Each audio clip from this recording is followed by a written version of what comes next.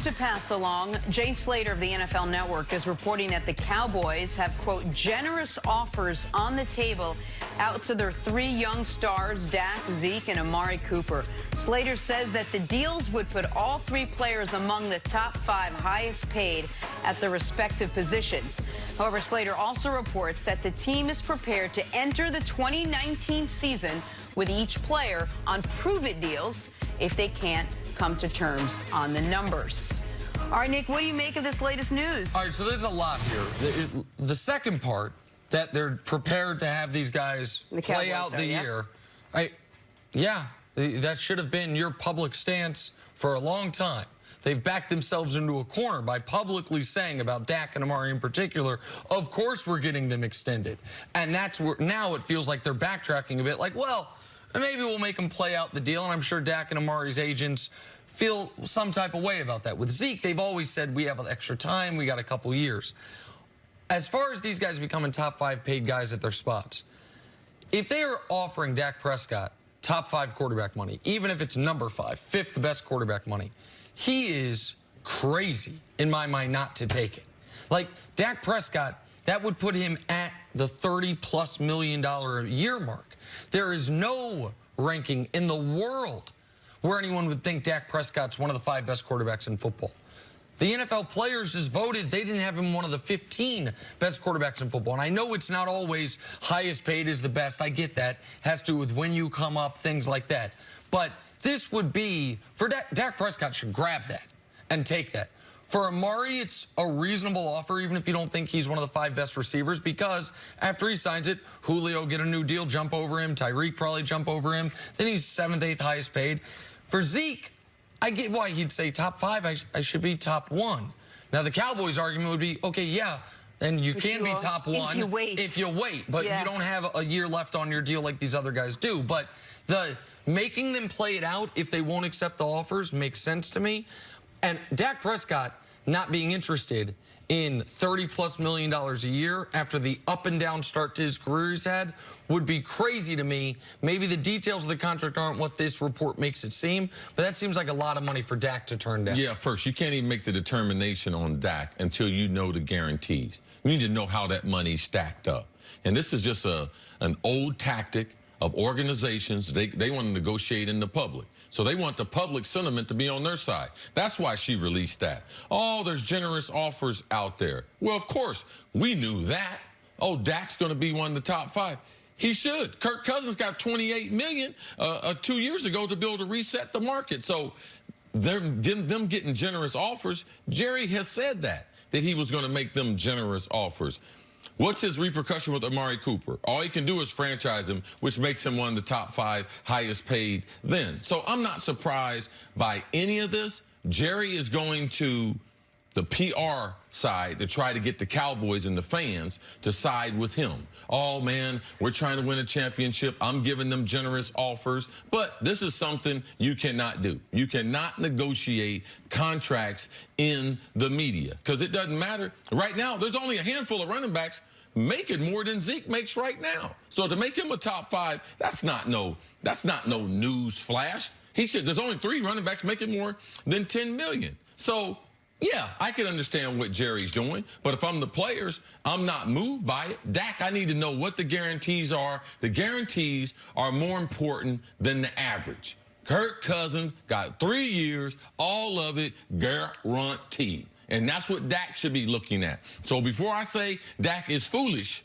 about turning down a top 5 salary, I need to see how that bread is stacked up. Jerry has done this whole thing in the public. He's negotiated all these deals in the public. It's starting from a year ago when he and Stephen were both talking about how he foresaw all this, how he would foresee this all would go. But do you really think we'll start the season with these 3 guys or any of the 3 of them on prove-it deals? Oh, absolutely. I think one of them definitely is going to be on I don't think they're going to get all 3 of them re-signed.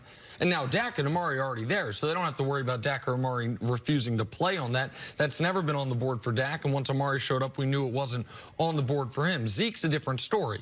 Now, to Chris's point that this is an old management tactic, I agree.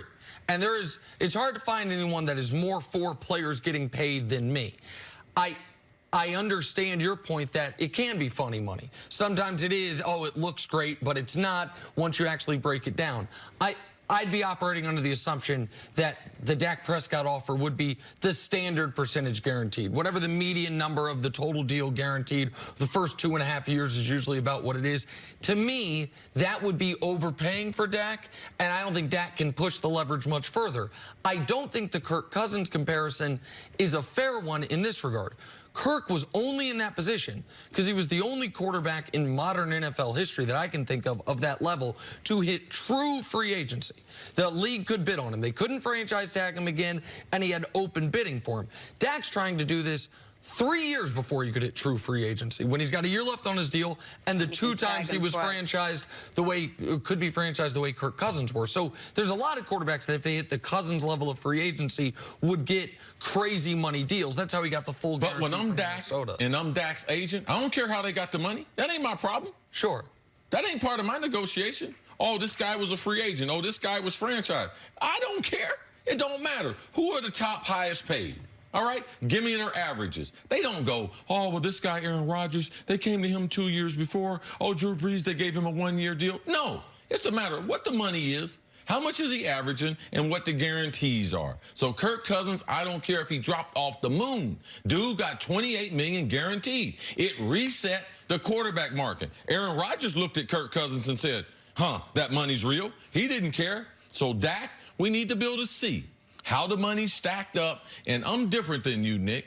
All these quarterbacks, ain't none of them overpaid in my book. Oh, ain't not. You said he was overpaid. The overpaid in this regard.